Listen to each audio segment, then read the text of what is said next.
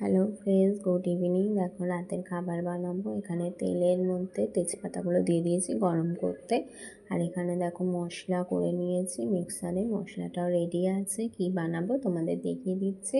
আর দেখো এখানে আলু সিদ্ধ করে রেখেছি। আজকে রাতে একটু আলুর দম বানাবো। আলুর দম খেতে আমার ভীষণ ভালো লাগে। আর দেখো এখানে গরম হয়ে গেছে, মশলাটা দিয়ে দিয়েছি, মশলাটা কষিয়ে নেব। তো আজকের ভিডিও পুরো স্কিপ না করে দেখতে থাকো। আর ভালো লাগলে অবশ্যই লাইক কমেন্ট শেয়ার করো। তো দেখো মশলাটা ভালো করে কষিয়ে নেবো। এখানে হলুদ, লঙ্কার গুঁড়ো, নুন দিয়ে দিয়েছি। একটু ভালো করে কষাতে হবে, নাহলে গন্ধ ছাড়বে, কাঁচা কাঁচা একটু।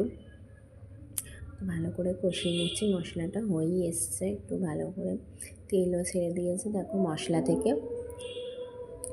আমার মতন আলুর দম খেতে কে কে ভালোবাসো অবশ্যই কমেন্ট করে জানিও। আমার তো আলুর দম ভীষণ ভালো লাগে, আর সাথে লুচি।